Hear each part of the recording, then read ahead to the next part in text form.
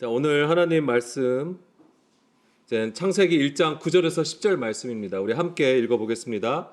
하나님이 묻을 땅이라 부르시고 모임물을 바다라 부르시니 하나님이 보시기에 좋았더라. 아멘. 원래 11절 12절까지가 셋째 날입니다. 그래서 11절 12절 말씀도 사실은 우리가 함께 봐야 되는 부분인데 좀 나눌 내용들이 많더라고요. 그러니까는 내용들이 많다 보니까 좀 길어질 것 같아서 제가 사실은 이렇게 나눴습니다. 그래서 오늘하고 이제 다음 주에 이제 두 번에 걸쳐서 이 셋째 날을 좀 다루려고 합니다. 자, 셋째 날. 자, 우리가 교회에서도 사실 많이 나눴던 부분입니다. 자, 교회에서는 이제 셋째 날, 제3일, 이제 숫자 3에 대해서 우리가 나눈 적이 있었는데요. 3이 가지는 가장 큰 의미는 무엇입니까? 중요한 의미가 무엇이에요? 온전함이에요. 특히 우리가 삼위일체 하나님을 얘기합니다. 그러니까 위격, 그러니까 삼위를 가지신 하나님이시지만 한 분이신 완전하신, 온전하신 하나님이라고 하는 것이죠. 그리고 우리가 대표적으로 아는 사건이 있습니다. 삶과 관련해서 무엇이 있죠? 부활이죠. 제3일에 부활을 하시잖아요. 그것이 우리 기독교에서 특히 이제 우리 교회에서 가장 핵심적으로 여기는 것이 바로 예수님의 십자가예요. 그 십자가의 죽음과 부활이 있기 때문에 우리가 또한 생명을 얘기할 수 있는 것이고 복음을 전하는 이유가 거기 있잖아요. 예수님의 십자가와 부활에 있는 것입니다. 그런데 왜 3일 만에 부활하셨죠? 우리가 이런 거 생각해 본 적이 없을 거예요. 그냥 예수님이 죽으시고 3일 만에 부활하셨으니까 우리는 그걸 이제 믿고 또 확신하고 또 우리 가운데 또 부활의 소망을 가지고 사실 우리가 신앙생활을 하는 건데 왜 3일이어야 되는지에 대해서는 얘기를 우리가 궁금해하지는 않죠, 사실은. 그것은 특별한 이유가 있다라기보다는 하나님께서 정하신 것이기 때문에 그렇습니다. 창세기 1장의 셋째 날을 통해서 셋째 날에 이루시는 하나님의 약속하심이 또한 부활의 역사였던 거예요. 그것을 예수님께서 그 말씀에 순종하심으로써 그리고 하나님은 그 순종을 통하여서 하나님의 일을 이루시는 것이죠. 성취하신 것을 우리에게 보여주신 것이 바로 예수님의 부활이었던 것입니다. 그래서 예수님은 십자가에 죽으시고 3일 만에 부활하셨던 것이고요. 그래서 셋째 날의 구원의 역사는 하나님의 모든 것을 가르치시고 깨닫게 하셔서 은혜와 진리의 충만함으로 인도하시는 성령의 역사를 나타내시는 날이기도 합니다. 이제 그런 부분들을 우리가 계속 볼 거예요. 그래서 오늘 우리가 이제 볼 것은 하나님이 셋째 날에 약속하신 것이 무엇인지를 좀 더 자세히 살펴보겠습니다. 자, 창세기 1장 우리가 10절, 9절, 10절 말씀을 읽었는데요. 여기서 이제 나오는 게 무엇입니까? 이제 천하의 물이 한 곳에 모였습니다. 그래서 무엇이 드러납니까? 묻이 드러났다 라고 하고요.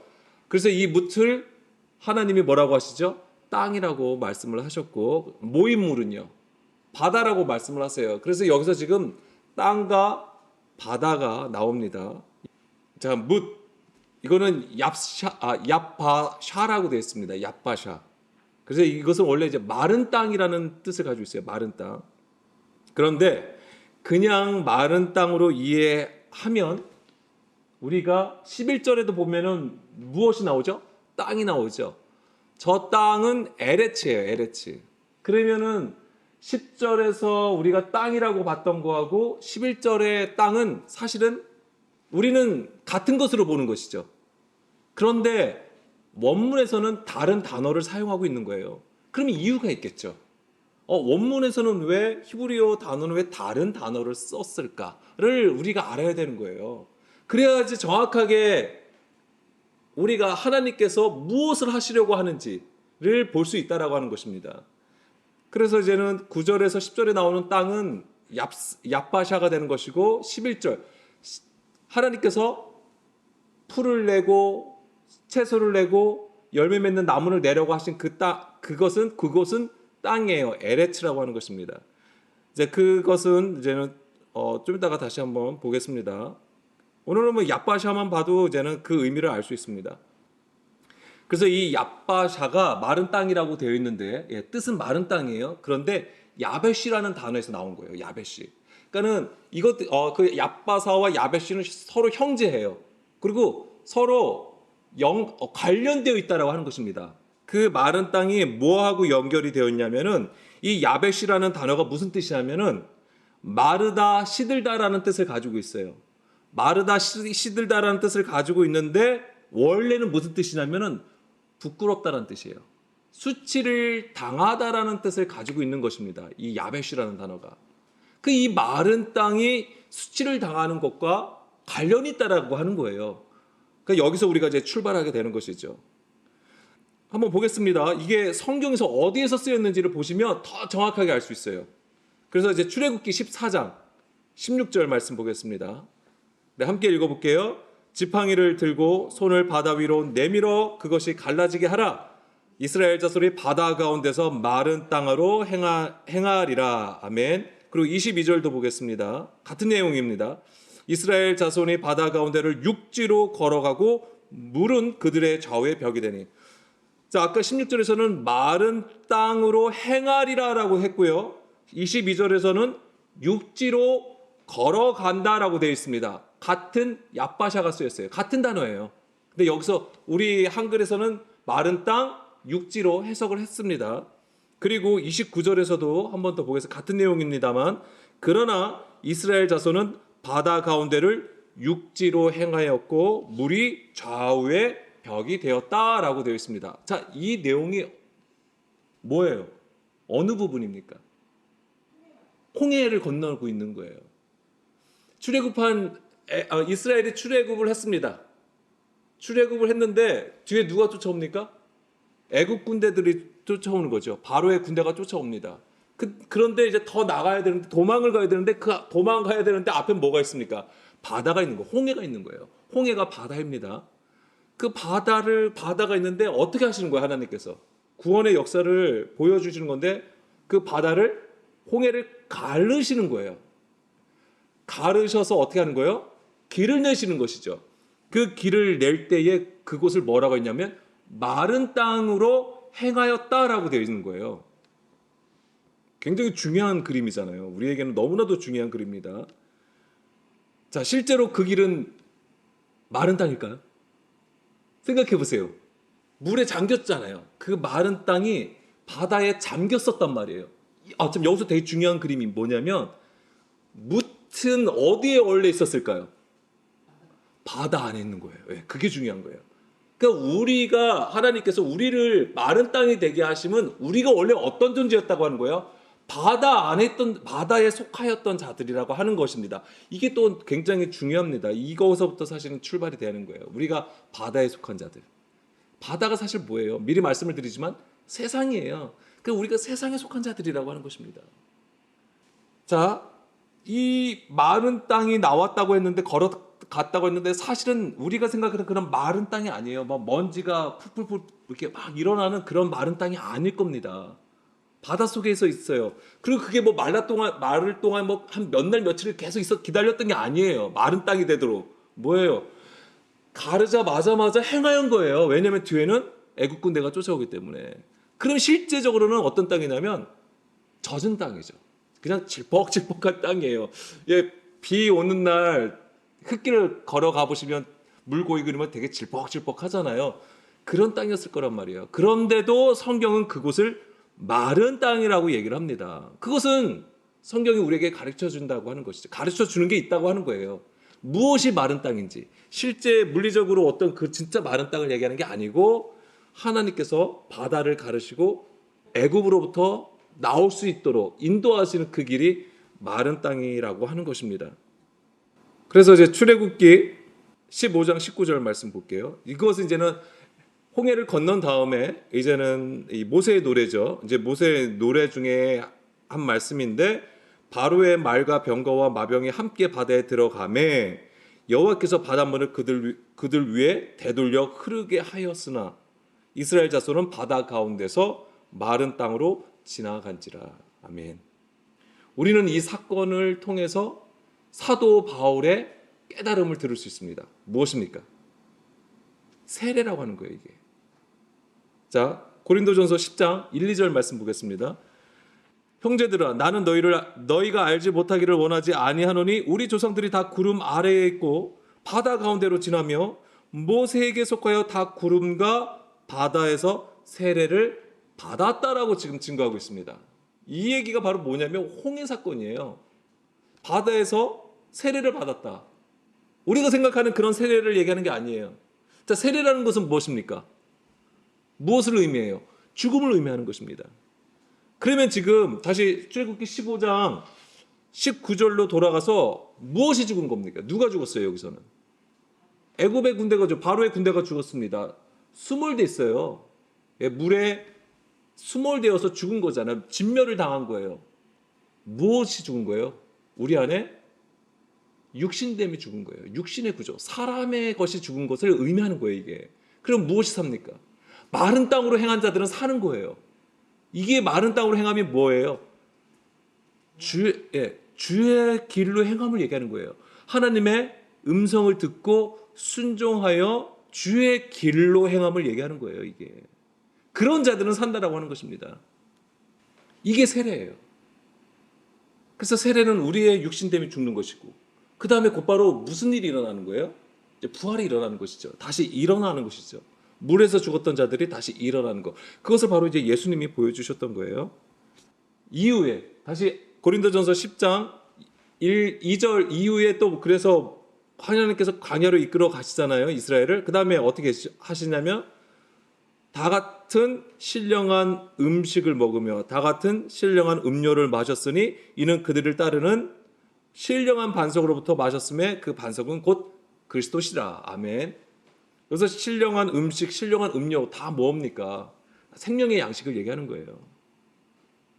그리고 그 생명의 양식은 사실은 뭐예요? 누구로부터 나오는 것입니다. 누구로부터 나오는 것을 얘기하냐면 그리스도.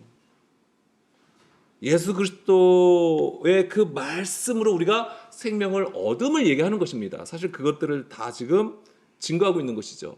사도 바울은 정확하게 모든 성경이 예수 그리스도를 증거하고 있음을 정확하게 깨달았던 것이고 그것을 또한 복음으로 전했던 것입니다. 사도 바울이 복음을 전했을 때에 지금 신약의 그런 말씀을 가지고 전하는 게 아니에요. 전적으로 구약의 말씀을 가지고 예수 그리스도를 증거하는 것입니다. 그러니까 완전히 뭐예요? 구약의 말씀과 신약의 그런 예수님의 복음의 사건들과 그런 것들이 다 뭐가 된 거예요? 관통이 돼버린 거예요. 관통이 돼가지고 하나로 엮여진 것이죠. 그런 사도 바울의 깨달음이 바로 그런 것들입니다. 그러니까 성령님께서 가르쳐 주시는 거예요, 다. 그래서 진정으로 이 생명의 양식을 먹음으로써 이제 셋째 날의 지경으로 가게 되는 것이죠.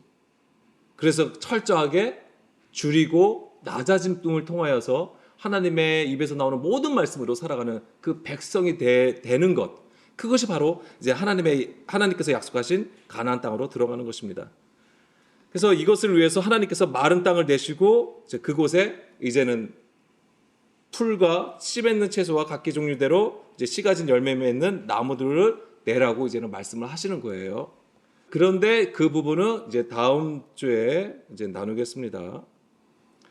자, 다시 아까 마른 땅이 어디서부터 나왔냐고 말씀을 했죠? 야베시, 부끄럽다, 수치를 당하다라는 말씀에서 이제 유래가 되었다고 말씀을 드렸습니다. 그래서 이제 세례를 받는 것이 바로 힌트가 되는 거예요. 세례를 아까 받는 것이 우리의 육신됨이 죽는 거잖아요. 우리의 죄와 허물이 죽는 거예요. 예수님을 한번 생각해 보십시오. 예수님이 십자가에 죽으셨어요. 그분이 십자가에 죽으신 거는 죄가 있으셔서 죽으신 건가요? 아니에요. 그는 하나님의 말씀을 따라 순종하였던 것이고 그 육신이 죽은 거죠. 그 육신됨이 죽으신 거예요. 그럼 예수님이 죽으셨을 때에 장렬하게 죽으신 건가요? 어떤 그 시대에 영웅스럽게 어떤 순교의 그런 모습으로 죽으신 거예요? 아니에요. 수치를 당하고 모멸을 당하고 모욕을 당하고 많은 사람들로부터 손가락질을 당했단 말이에요. 수치를 당하셨단 말이에요. 부끄러움을 당하셨단 말이에요. 외형적으로는 그렇습니다. 그렇지만은 예수님은 기꺼이 그 모든 것을 감당하시고 십자가에 죽으셨던 것입니다. 그러니까 그것이 바로 수치를 당하는 거예요. 우리의 육신이 죽는 것이 바로 수치를 당하는 것입니다. 자, 그리고 요나서 한번 보겠습니다. 요나서 2장 10절 말씀도 보겠습니다. 여호와께서 그 물고기에게 말씀하심에 요나를 육지에 토하니라. 여기서 육지도 뭐냐면 야바샤예요. 마른 땅에 토하였다라고 되어 있습니다. 그러면은 요나는 또 어떤 인물입니까? 하나님께서 요나에게 뭐라고 하셨습니까? 니느웨에 가가지고 복음을 전하라고 하셨죠. 복음을 전하라고 하셨는데 요나의 반응은 어떠했습니까? 불순종입니다. 오히려 반대로 향한 거예요. 왜냐하면 왜 그런 불순종을 결심을 했을까요? 니느웨는 이스라엘의 원수예요. 근데 그 원수를 향하여 저주하고 심판을 해야 되는데 오히려 하나님 그들을 구원하시겠다고 하시는 거예요. 그러니까는 요나의 입장에서는 도저히 이해가 안 되는 거예요. 그게 뭐냐면 굉장히 협소한 하나님을 가지고 있었던 거예요. 자기들이 원하는 하나님을 원했던 거예요. 그게 이제는 물론 외형적으로는 민족주의죠. 유대인들 자기의 어떤 민족주의에 의해서 이제 하나님의 역사를 보는 거예요. 그런 것들이 사실 굉장히 위험한 것이죠. 그러니까 요나는 그 하나님의 뜻을 이행하지 아니하고 오히려 불순종하여 거꾸로 하게 됩니다. 그래서 바다에 배 타고 가다가 이제 물에 빠지게 되고 큰 물고기에 뱃속으로 들어가는 거잖아요. 거기서 뭐 하죠? 철저하게 자복하고 회개합니다. 하나님의 뜻을 구하고 자기가 철저히 부인돼요. 자기가 철저히 죽어요. 물론 나중에 니느웨에 들어가서도 하나님 앞에 불평불만합니다. 그게 우리의 모습이에요. 우리가 구원받았다고 해도 우리가 하나님 앞에 회개했다고 해도 여전히 자기의 것이 그렇게 있어요. 우리 안에 자기라고 하는 구조가 있어요. 욕심이 있는 것이고 육신의 생각이 있다라고 하는 것입니다.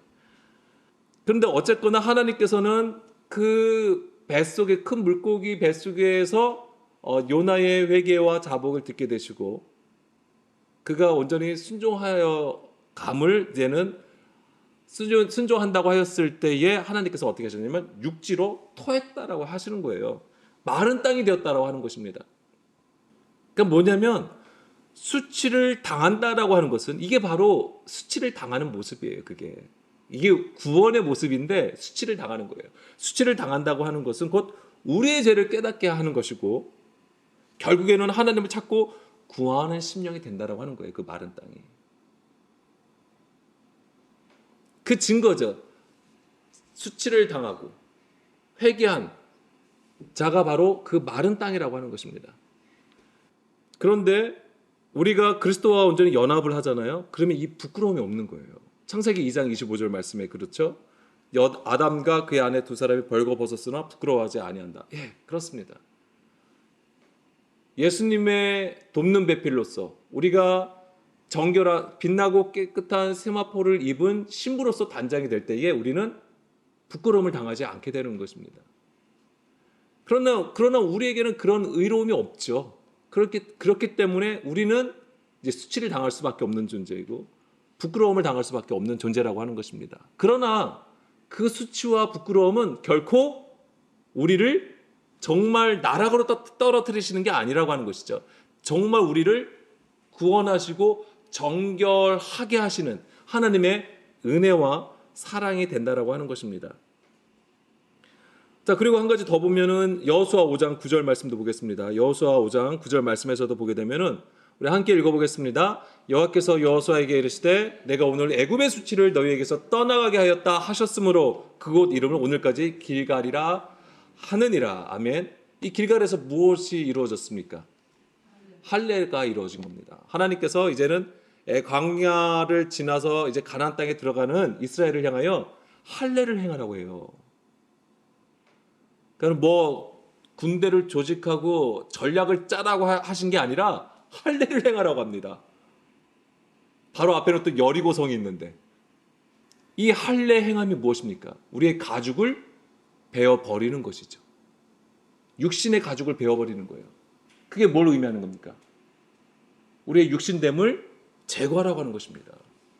애굽의 수치가 너희에게서 떠났다고 하는 거잖아요. 애굽의 수치가 너희에게서 떠났다. 예. 애굽이 사람이고 신이 아니라고 했던 거잖아요. 사람의 일을 얘기하는 것입니다. 사람의 구조를 가리키는 거예요. 그것이 바로 그 수치가 떠나감이 바로 이제 할례를 행하는 것이고, 이것은 오늘 우리에게 어떤 거와 같냐면 바로 성령 세례를 얘기하는 것입니다. 성령 세례를 통하여 우리의 육신의 구조가 완전히 불타서 없어지는 상태, 고온가루가 되는 상태, 그것을 얘기하는 것이죠. 그래서 다시 한번 말씀을 드리지만은 주님의 그 말씀으로 우리가 수치를 당함은 우리에게 창피함을 주시기 위함이 아니고 바로 우리를 정결하게 하시는 하나님의 은혜라고 하는 것입니다. 그것이 반드시 있어야 되는 것이고, 자, 그리고 우리가 이제 알아야 되는 것은 이제 뭇에 대해서 우리가 지금 본 거예요. 얍바샤. 그다음에 이제 물에 대해서 보면은, 여기서 물은 아까 뭐라고 했습니까? 창세기 1장 10절에서 물은 바다라고 했습니다. 바다. 예, 바다는 세상을 의미하는 건데, 이 바다가 어디에 또 있냐면 성소에도 있어요. 그러니까는 성전에도 있습니다. 그게 뭐냐면 대하 4장 6절 말씀. 대하 4장 6절 말씀에 보게 되면 물두멍 12개를 만들어 10개를 만들어 5개는 오른쪽에 두고 5개는 왼쪽에 두어 씻게 하되 번제에 속한 물건을 거기서 씻게 하였으며 그 바다는 제사장들이 씻기 위한 것이었더라라고 되어 있어요. 그 바다가 뭐예요, 여기서? 갑자기 바다가 왜 나옵니까? 이게 지금 이게 성전인데 바다가 나왔어요. 이 바다가 뭐예요? 예, 물두멍을 얘기하는 거예요. 그 물두멍에 담은 물을 가지고 바다라고 얘기를 하는 겁니다. 그러면은 사실 이제 창세기 1장 10절에서 나오는 그 바다를 우리가 생각할 때에 이런 지금 지구상에 있는 그 바다로만 생각을 하시면 절대 안 되는 거예요. 이 바다는 바로 이제는 세상을 얘기하는 것이고, 근데 여기서 물두멍에 담았다고 해서 그 물두멍에 담은 것이 바로 이제 한 곳으로 모이게 하신 그림이 되는 거예요, 사실은. 여기서 이 물을 가지고 뭘 하시느냐면 이제 씻으시는 거죠. 근데 이 물두멍이 어디에 있냐면 바로 성소로 들어가기 바로 직전에 있는 거예요. 사실은 뜰에 있는 거죠. 뜰에 있는데 성소로 들어가기 바로 그 입구 쪽에다 두는 거예요. 그래서 들어가기 전에 뭘 해야 되냐면 씻는 작업을 하는 거예요. 정결해야지만이 성소로 들어갈 수 있는 것입니다. 거룩하게 구별하시는 거예요. 그러니까는 이게 하나님께서 천하의 물을 한 곳에 모이고 그 다음에 묻지 드러나라 하심이 바로 이 정결하게 하시는 하나님의 이제 작업이 된다라고 하는 것입니다. 바로 마른 땅이 되게 하시는 하나님의 약속의 그림이 되는 거예요. 그래서 서도에도 말씀을 드렸지만은 이 원래 마른 땅 묻이 어디에 있었냐면 물 안에 있었다고 하는 것이죠. 바다 가운데 있었다고 하는 것입니다. 근데 그것이 바로 드러난다라고 하는 거예요. 이 드러남을 우리는 어디에서도 볼 수 있냐면 예수님께서 제자들을 부르실 때에 뭐라고 하셨습니까?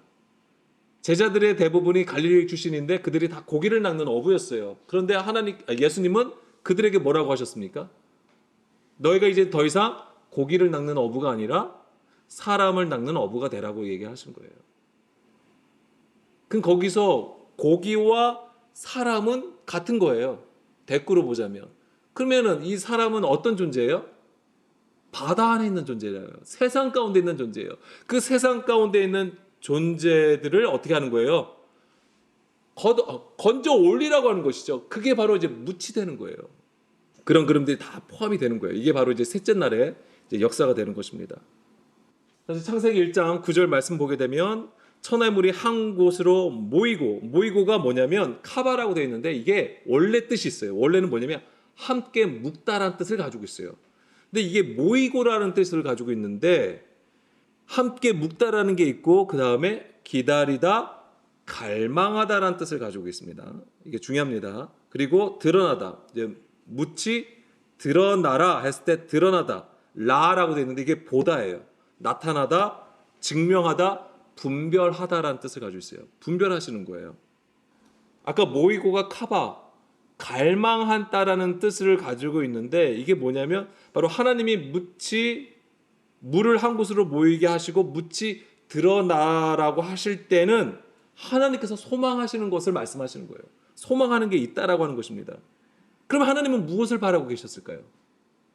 그것이 이제는 마른 땅이 되는 건데, 마른 땅인데 이게 다른 데 안 보고 이제 11절, 12절 말씀에 보게 되면 바로 그겁니다. 뭐냐면 바로 열매 맺는 백성이 되기를 소망하시는 거예요. 그래서 여기서 땅은 에레츠가 쓰여 있는데, 이 에레츠는 원래 확고하다라는 의미에서 나온 단어예요. 땅이라는 게 확고하다. 뭔가 단단해지고 견고해지고 확고함에서 나오는 거예요. 그래서 뭐냐면 하나님께서 마른 땅을 통해서 하나님께서 이 땅으로 하여금 이제 확고한 하나님의 의지와 결심이 세워지는 거예요. 그래서 그곳에 씨를 뿌리시는 것이죠. 그러면서 그 씨를 뿌리시면서 소망하시는 것이 무엇입니까? 열매 맺기를 구하시는 거예요. 소망하시는 거예요. 생각해 보세요. 우리도 1년에 농사를 지을 때에 처음에 그 농사를 시작할 때에 농부의 마음이 무엇입니까? 한 해 동안 농사를 잘 지어서 열매 맺는 거, 좋은 열매 맺기를 바라는 거잖아요. 이제 그런 마음이라고 하는 것입니다. 하나님의 소망이 거기에 있었던 거예요. 열매 맺는 백성이 되는 것. 그래서 마태복음 21장 43절 말씀해 보게 되면은 그러므로 내가 너희에게 이르노니 하나님의 나라를 너희는 빼앗기고 그 나라에 열매 맺는 백성이 받으리라. 너희는 종교 지도자들을 얘기하는 겁니다. 바리새인과 서기관들을 얘기하는 거예요. 사람의 계명으로 하나님의 것을 가르치는 자들, 사람의 것으로 가르치는 거죠. 사실은 그들은 빼앗긴다라고 하는 거예요. 그러나 오히려 그 나라의 열매 맺는 백성이 하나님 나라를 받게 된다라고 하는 것이죠. 이게 바로 이제 셋째 날에 이루어질 하나님의 역사라고 하는 것입니다. 그리고 그 열매 맺는 백성이라 함은 누구를 얘기하냐면 바로 하나님의 아들들을 얘기하는 거예요. 그래서 로마서 8장 19절, 하나님의 소망은 바로 여기 있는 것입니다. 바로 피조물이 고대하는 바는 하나님의 아들들이 나타나는 것이다. 하나님의 아들들이 나타나는 거예요. 21절, 22절, 23절 말씀 보게 되면 그 바라는 것은 피조물도 썩어짐의 종로로 탄 데서 해방되어 하나님의 자녀들의 영광의 자유에 이르는 것이니라. 바로 이거예요. 하나님의 아들들이라고 하는 것은 썩어짐의 종로로 탄 데서 해방된 자들을 얘기하는 거예요. 썩어짐의 종로로 탄 것이 무엇입니까? 율법 아래에 있는 상태, 사람의 계명으로 교훈을 삼고 있는 상태를 얘기하는 거예요. 더 이상 사람의 가르침, 장로들의 유전과 전통을 따라하는 것이 아니라 하나님의 계명을 가지고 온전히 그 음성을 듣고 순종하는 자들을 얘기하는 것입니다. 그래서 하나님의 자녀들의 영광의 자유에 이르는 자들, 이 자유라고 하는 것은 진리를 가지고 있는 자들을 자유 있는 자라고 얘기하는 거예요. 진리를 가지고 있음을 얘기하는 것입니다. 22절에 피조물이 다 이제까지 함께 탄식하며 함께 고통을 겪고 있는 것을 우리가 아느니라. 그뿐 아니라 또한 우리 곧 성령의 처음 익은 열매를 받은 우리까지도 속으로 탄식하여 양자될 것, 곧 우리 몸의 속량을 기다리느니라. 아멘. 우리 몸의 속량, 그것이 성령의 처음 익은 열매가 되게 하는 거예요. 그래서 하나님의 소망은 이 하나님의 아들들이 나타나는 거예요. 속량함을 받은 자. 그래서 성령의 처음 익은 열매가 된 자들을 얘기하는 거예요. 고린도전서 15장 20절 21절 말씀 보게 되면 그러나 이제 그리스도께서 죽은 자 가운데서 다시 살아나서 잠자는 자들의 첫 열매가 되셨도다. 사망이 한 사람으로 말미암았으므로 죽은 자의 부활도 한 사람으로 말미암는도다. 22절 아담 안에서 모든 사람이 죽은 것 같이 그리스도 안에서 모든 사람이 삶을 얻으리라. 아멘. 결국 그리스도께서 첫 열매, 죽은 자 가운데서 부활하신 그 첫 잠자는 자들의 첫 열매가 되셨다 함은 곧 그리스도 안에 있는 자들 또한 무엇이 된다? 그 첫 열매가 되는 것이죠. 그런데 그리스도의 죽음은 결국 예수님께서 말씀하신 것처럼 내가 아버지께로 가는 것이 너에게 유익하다고 말씀하셨어요. 왜요? 우리에게 누구를 보내주시려고? 성령님을 보내주시려고. 그래서 그 성령님을 통하여서 우리로 하여금 어떤 일을 하시게 하는 거예요? 우리의 육신의 구조를 다 진멸해 가신다고 하는 거예요. 그래서 결국에는 성령의 처음 익은 열매로 하나님 앞에 나가게 한다고 하는 것이죠. 그게 하나님의 아들들이에요. 그 하나님의 아들들의 나타남이 있는 것이, 그것을 하나님께서 이루시고 약속하신 것이 바로 셋째 날이라고 하는 것이죠. 그래서 이것을 셋째 날에 약속하셨고 오늘도 그리스도와 더불어 부활의 한 사람으로 세워지는 것이 바로 하나님께서 바라시는 소망이라고 하는 것입니다. 그게 하나님께서 바라시는 거예요. 자, 이사야 44장 1절에서 3절 말씀입니다. 나의 종 야곱, 내가 택한 이스라엘아, 이제 들으라. 너를 만들고 너를 모태에서부터 지어낸 너를 도와 줄 여호와가 이같이 말하노라. 나의 종 야곱, 내가 택한 여수르나 두려워하지 말라. 나는 목마른 자에게 물을 주며 마른 땅에 시내가 흐르게 하며 나의 영을 내 자손에게, 나의 복을 내 후손에게 부어주리니.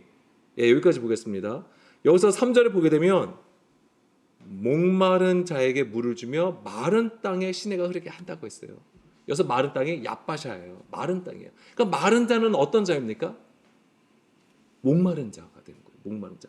목마르면 뭘 얘기해요? 갈망하는 거죠. 그 물을 갈망하는 자예요. 예, 말씀을 갈망하는 자. 하나님께서 셋째 날에는 물을 물러가게 하시고 뭇을 드러내게 하시면, 이 마른 땅을 드러나게 하시면 하나님의 소망을 가진 자, 하나님의 소망이 있고 하나님의 아들들이 나타나기를 바라시는 그 하나님의 소망이 있고, 더불어서 그 소망의, 하나님의 그 소망의 마음, 그 뜻, 그 음성을 듣는 자 또한 뭐가 되는 거예요? 하나님을 향하여 소망을 가지고 있는 거죠. 그래서 갈급하는 거예요. 갈망을 가지고 있어요. 그 말씀을 받기를. 그래서 그런 자들을 향하여 하나님께서 물을 주시겠다고 하는 거예요. 시내를 흐리시겠다고 하는 거예요. 그게 뭡니까? 생명의 말씀. 나의 영을 내 자손에게, 나의 복을 내 후손에게 주시겠다라고 하시는 거잖아요. 그래서 4절에 그들이 풀 가운데서 솟아나기를 시냇가의 버들같이 할 것이라. 이 시냇가의 버들 나무가 무엇입니까? 이게 바로 하나님의 그 아들들을 얘기하는 거예요. 은혜와 진리의 충만한 상태를 가진 자들을 얘기하는 것입니다. 하나님 나라예요, 이게. 하나님 나라. 하나님 나라의 모습이 되는 것이죠. 그래서 마른 땅은 다시 한번 말씀을 드리지만 목마른 자이고 갈망하는 자입니다. 우리의 죄와 허물로 수치를 당할지라도 하나님의 은혜와 사랑을 발견하여서 하나님께서 셋째 날에 구원하신다는 그 약속을 굳건히 믿고 구하는 자를 얘기하는 거예요. 반대로 바다는 세상이라고 말씀을 드렸어요. 그래서 이사야 11장 9절 말씀을 보게 되면 우리 함께 읽어보겠습니다. 내 거룩한 산 모든 곳에서 해됨이 없고 상함도 없을 것이니 이는 물이 바다를 덮음같이 여호와를 아는 지식이 세상에 충만할 것임이라. 아멘. 자, 여기서 보게 되면 물이 바다를 덮는데요. 근데 이것이 무엇을 말하는 거냐면, 이 물은 무엇입니까? 여호와를 아는 지식이 되는 거예요. 그러면은 바다는요, 세상이라고 하는 것이죠. 물이 바다를 덮어요. 근데 이것이 뭐가 같냐면 여호와의 지식이 세상을 덮는 것 같다. 그러면 생각해 보세요. 이 세상이 과연 뭘까요? 무엇을 세상이라고 할까요? 지금 우리가 살고 있는 이 세상, 이 세계? 아니에요. 뭐냐면 반대가 되는 거예요. 여호와를 아는 지식의 반대가 되는 거예요. 그것이 무엇입니까? 고린도전서 1장 18절 19절 말씀. 십자가의 도가 멸망하는 자들에게는 미련한 것이요 구원을 받는 우리에게는 하나님의 능력이라. 기록된 바 내가 지혜 있는 자들의 지혜를 멸하고 총명한 자들의 총명을 피하리라 하였으니, 20절 21절. 지혜 있는 자가 어디 있느냐? 선비가 어디 있느냐? 이 세대의 변론자가 어디 있느냐? 하나님께서 이 세상의 지혜를 미련하게 하신 것이 아니냐? 하나님의 지혜로 있어서는 이 세상의 자기 지혜로 하나님을 알지 못하므로 하나님께서 전도에 미련한 것으로 믿는 자들을 구원하시기를 기뻐하셨도다. 아멘. 세상이라는 것은 무엇이냐면 이 세상의 지혜와 지식이에요. 그게 바로 무엇입니까? 육신의 생각이라고 하는 거예요. 그 육신의 생각을 하나님과 원수가 돼서 하나님의 말씀에 복종하지 아니할 뿐 아니라 복종할 수도 없는 자기라고 하는 구조예요. 예수님께서 이것을 십자가로 진멸하신 거잖아요.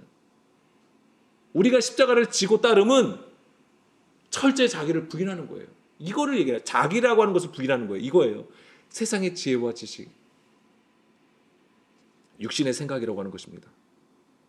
그 바다를 하나님께서 물러가게 하심으로써 뭇을 내시는 그 하나님의 소망이 오늘 우리에게 예수 그리스도를 알므로써 이루시기를 원하시는 거예요. 하나님은.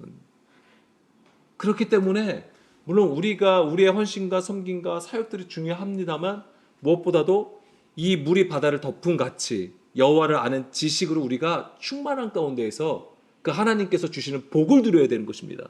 그것을 우리가 소망하기를 간절히 소망합니다. 이 시간 우리 함께 성령의 도우심을 따라서 우리가 또한 주의 음성을 따라가는 그 순종의 아들로서 우리가 서기를 간절히 소망하면서 우리 함께 기도하시겠습니다.